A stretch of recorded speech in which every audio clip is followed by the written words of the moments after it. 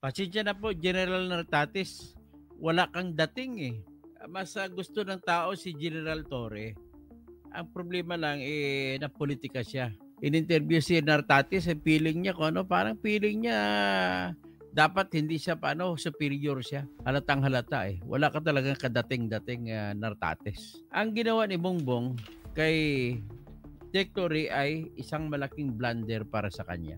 Si Torre nagdadala sa kanya ng magandang pangalan pagdating sa trabahong pulis. Bakit ko tinawag na Torre blunder yan? So iniisip nila na pag matanggal nila si Torre, walang okay lang sa taong bayan. Natutuwa lang talaga rito yung mga DDS lang talaga.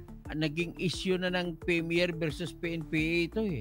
At natakot ka sa Premiers dahil ang Premier sa may hawak ng mga malalaking armas din sa Armed Forces of the Philippines. Iniisip mo na ikukudita ka. Ay nako. Kahit hindi ka na ikudita, antena lang namin matapos yung term mo.